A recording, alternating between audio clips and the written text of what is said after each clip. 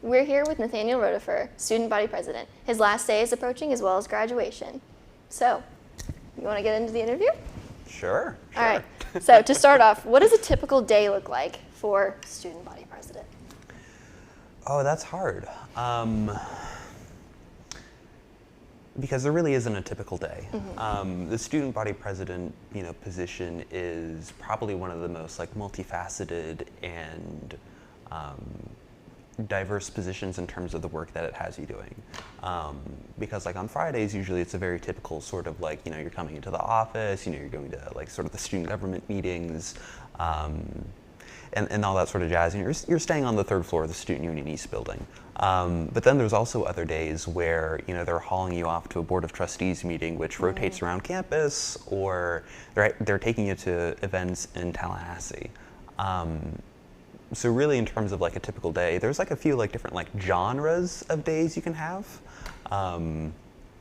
but it varies a little bit. But I usually do being in the office the most, because that's sort of home turf. I have all my office decorations and all that jazz. So it's probably the most comfy and familiar of the days you can have. Yeah. So that you would say that's your favorite? Yeah, I would say that's my favorite. I mean, I will say for the Board of Trustees meeting, sometimes they have a very nice salmon with a good glaze on it. But if they don't have that salmon, it's just what's the point? So as of last year, you were majoring in interdisciplinary studies with a focus in environmental studies. How did you end up in student government from those majors? Yeah, I mean, so it's a little bit quirky, because obviously when people think of people in student government, they're just oh, they're always poli-sci, or they're these social science majors.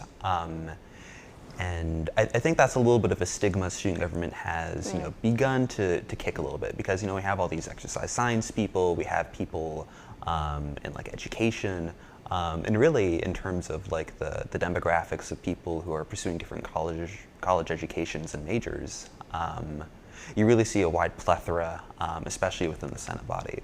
But in terms of how environmental studies led me to student government, it's actually a little funny, because I found my way into student government before I found my way into the actual major of environmental studies. Oh, wow.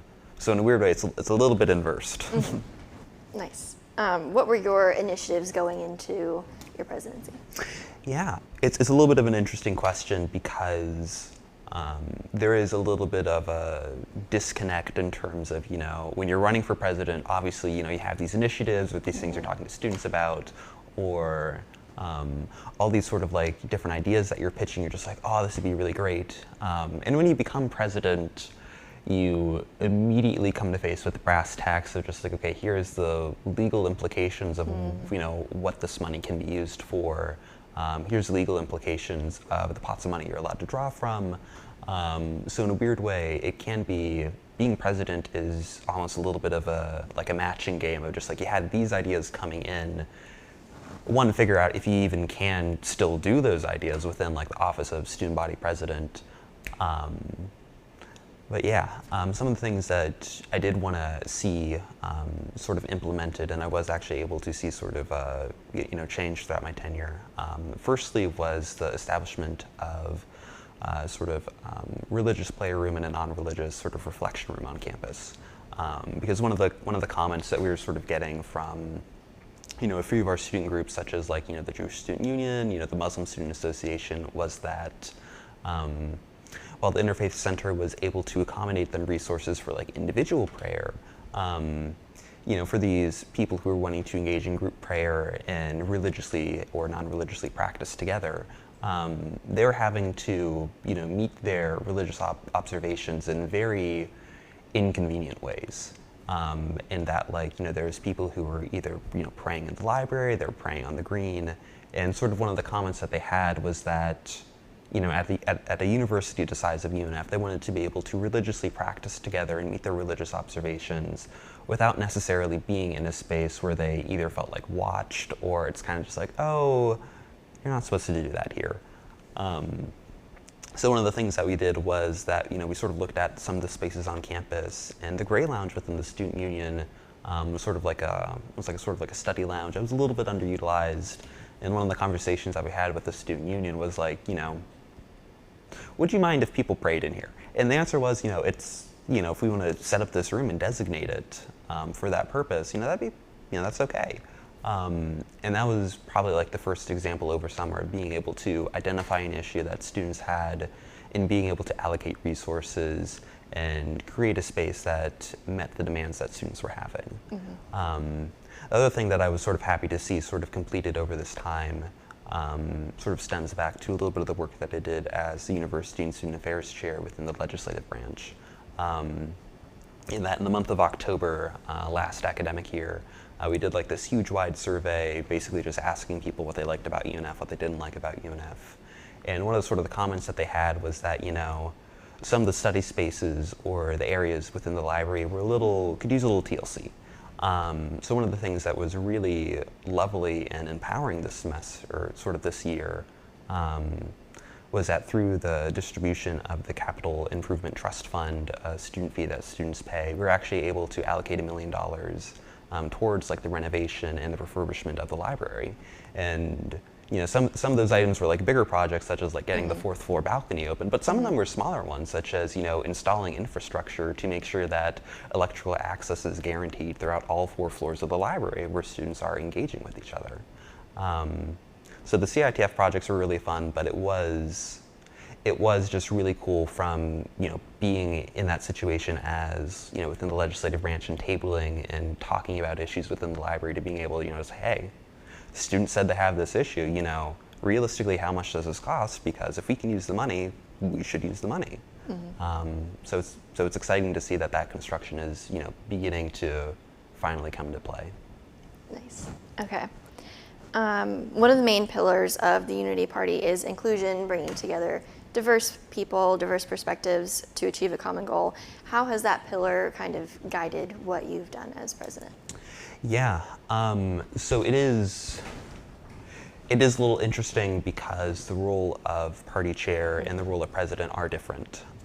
Because when you're party chair, you're really you're focused on, getting your constituents and, getting your candidates, up and into positions.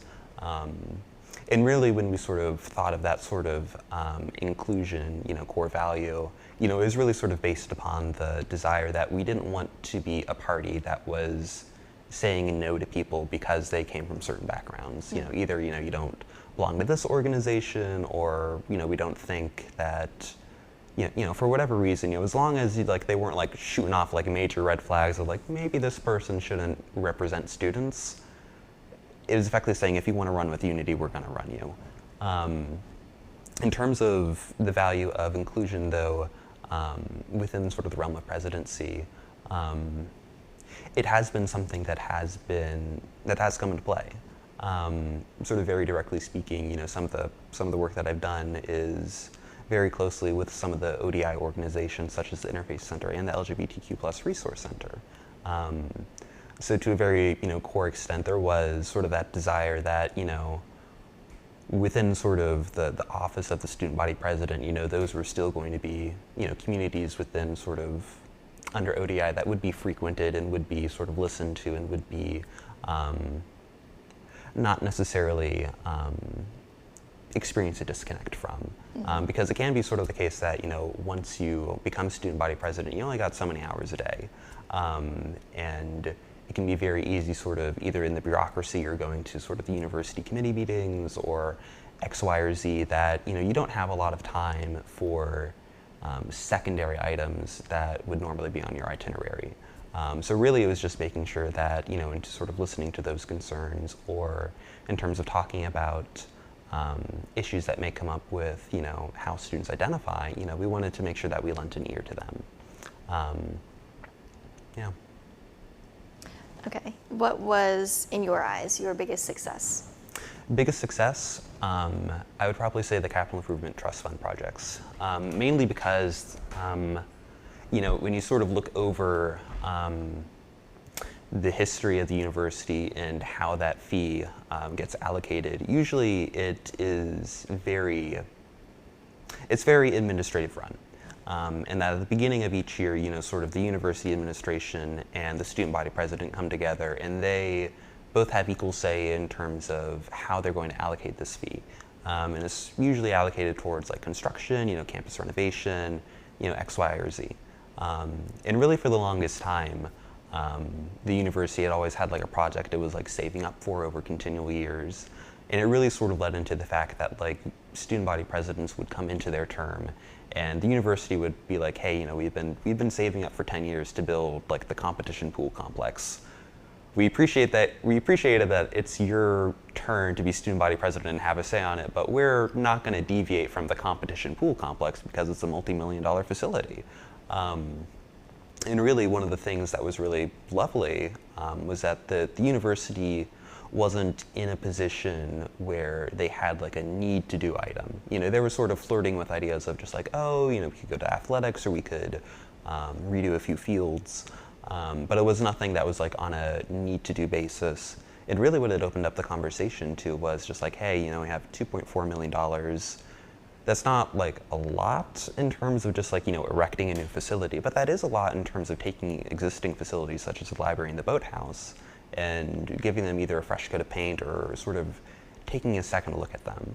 And realistically, in terms of how these fees are able to be allocated in terms of these two facilities, it really was sort of like the pride in my days of being able to just have those meetings and talk about just sort of the common issues that students experienced either within the library or why the boathouse wasn't as popular of a restaurant on campus.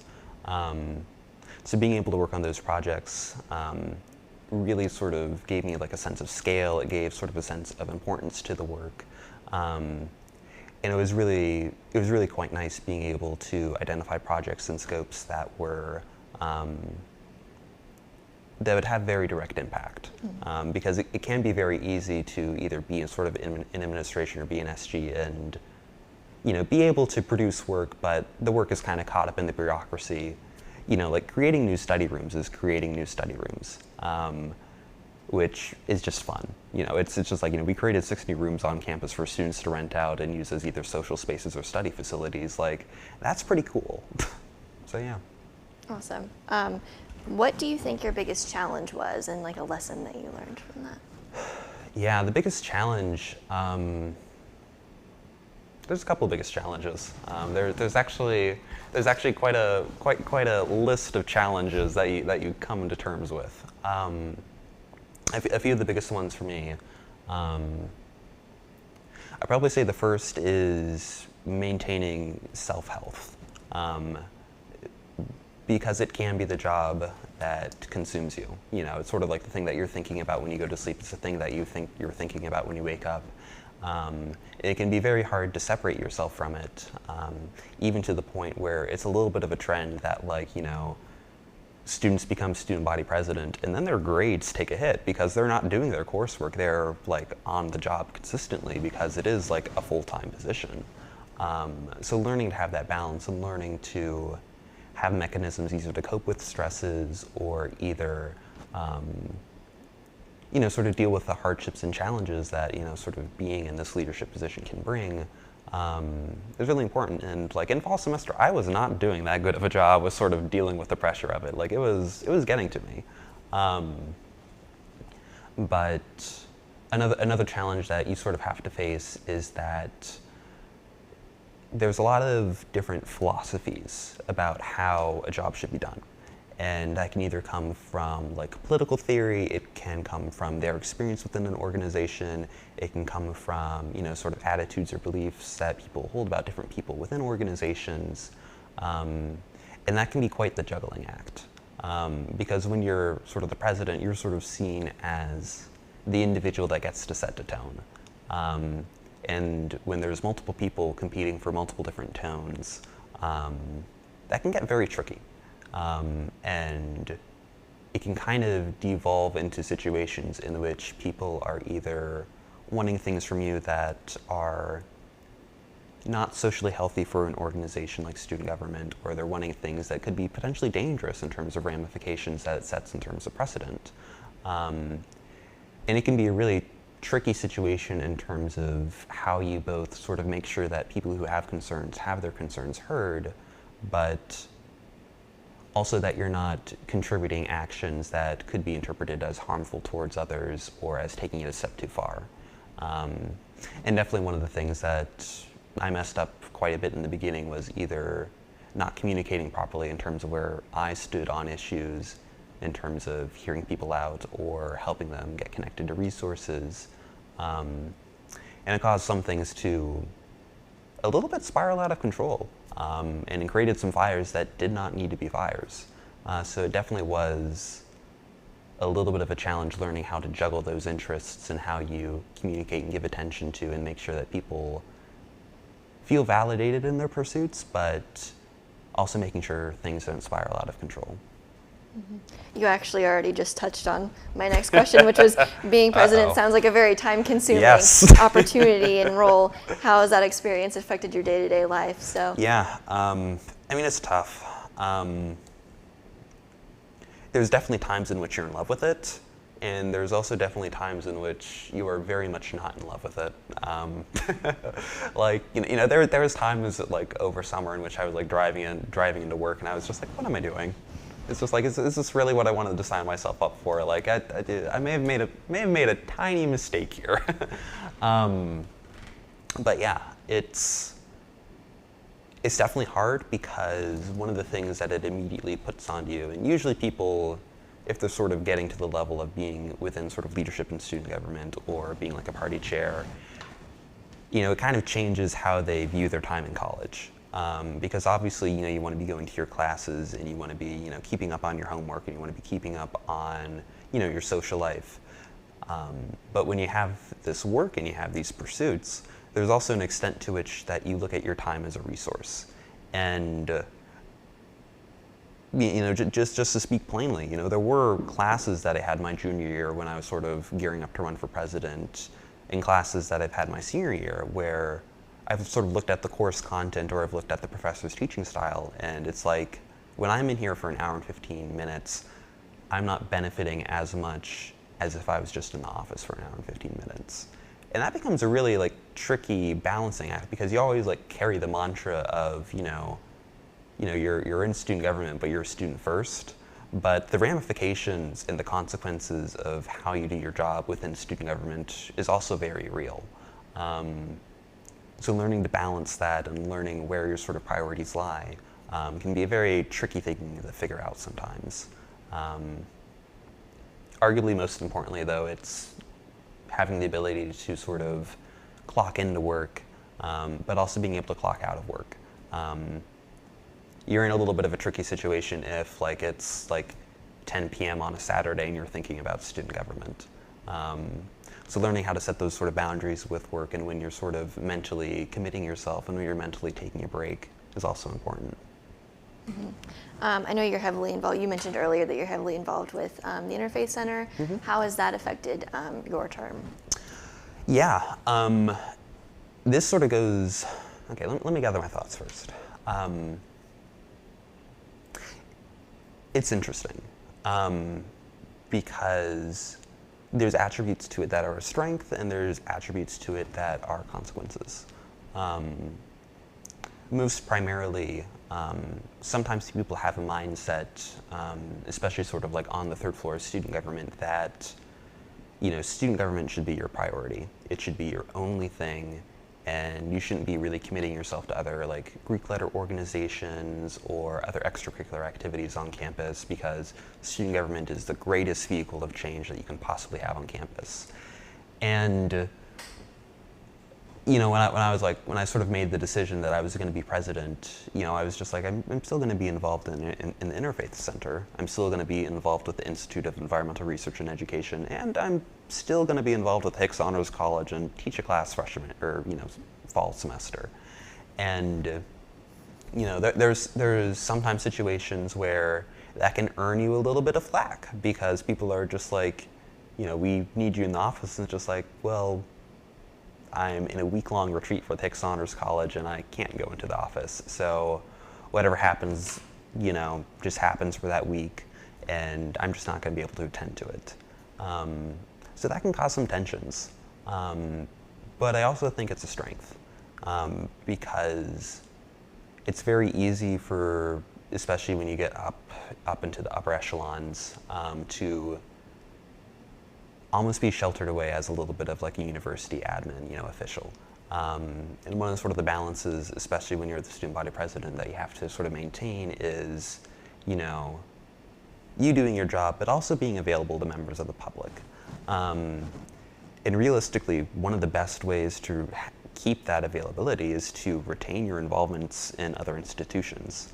And realistically speaking, I also hold it as sort of like a strength in terms of having personal connections with people, and being able to sort of break down some of like the power distance that can sort of come up, because there's a lot of people that are aware that I'm the student body president, but like realistically I've only been like like approached, like a cold approach, people just like sort of bringing it up that I don't know, like that's only happened like a handful of times.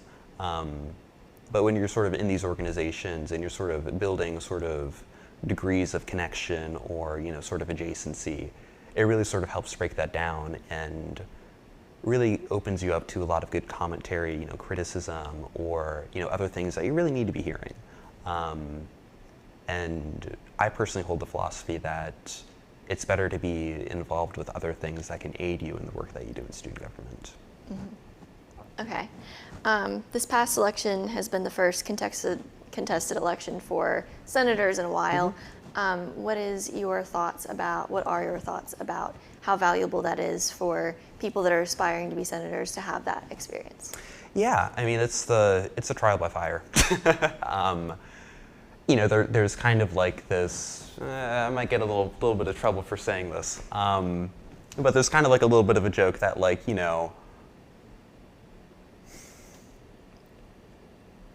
people who are in student government don't necessarily want a contested election because it takes time, it's stressful, it's emotionally exhausting. It can also be very like socially violent. So like to be in a contested election is pretty scary, because like of course people are personally invested and emotionally involved, and sometimes that gets a little murky and tricky, and things happen that you have to be very emotionally intelligent to navigate. Because it can very easily spiral out of control. So obviously, having an election is good, pro-democracy, but there's definitely a counterbalance and a weight to that, which often goes a little bit of uncertain or has that tax.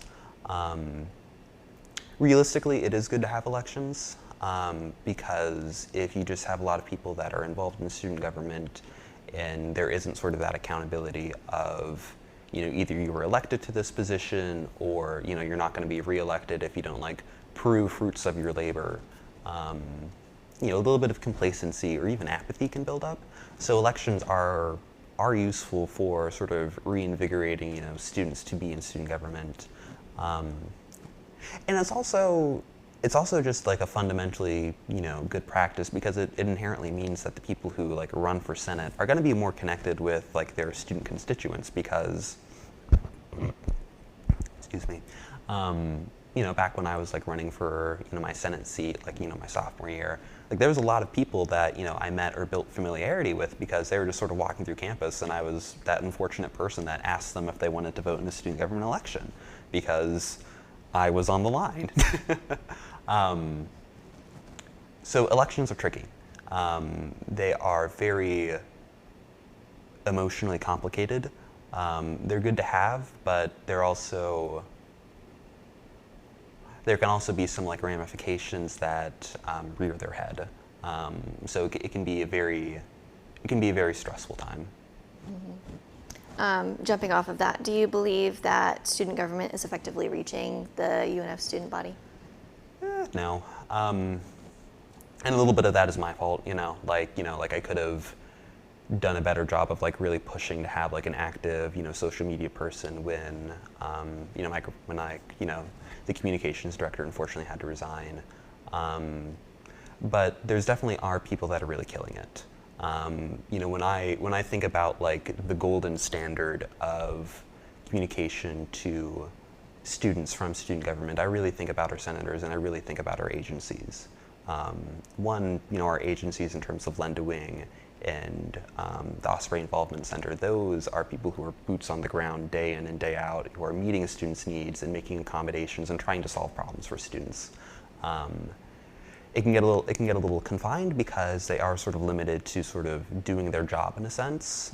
So there isn't like, the Osprey Involvement Center isn't like reaching out to every single student on campus, but to like club leaders, they really are trying to make the difference and trying to make the bureaucratic processes as easy as possible, and definitely trying to always solve problems whenever they come up. And I've been quite impressed with how not only competent they've been, but also how just resilient they've been to continually solving problems for students, which is one of sort of the areas of like key most importance in terms of student government having a good relation with like students who are in club leadership. The second I'd say is just senators. It is an incredibly diverse body in terms of people, in terms of like the social groups they belong to or like the extracurriculars they belong to. So it can be a little bit tricky because it's like if you don't like know a senator, you're a little bit disconnected from student government, and that's really sort of like the problem area.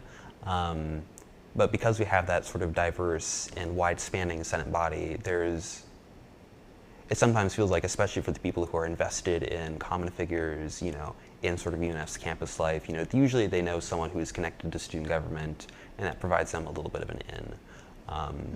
Really the problem and the thing that we continually have to crack down on is making sure that for students who don't know someone in student government, that they still are available to hearing about the things that student government does or having an input in terms of the process that student government contributes to. So that's something that it's a little bit tricky because it's always a problem that exists, and it's just always a problem that needs to be advanced in terms of combating.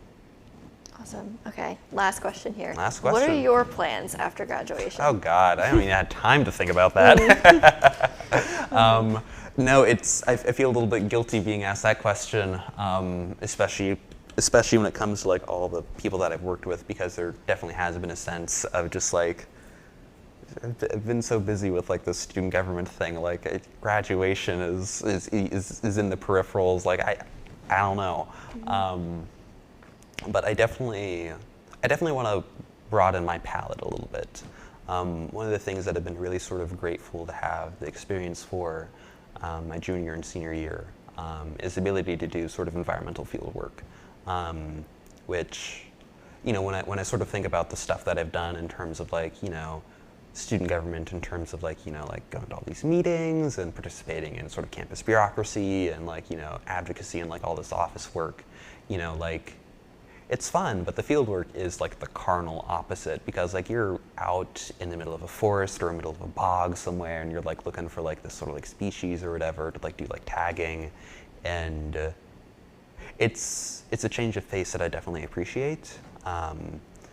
So, I don't have it hammered down, but when I'm thinking about what I'm doing next, there definitely is a little bit of a pivot of, I'm going to get out into the environment, I'm going to get out into nature, I'm going to have my time, and I'm probably going to try and work on sustainability or conservation work in the near future in sort of the Jacksonville region. All right, well, perfect. Thank you All so right, much. thank That's you the end for of our having me. interview. All right, thank you. Thanks.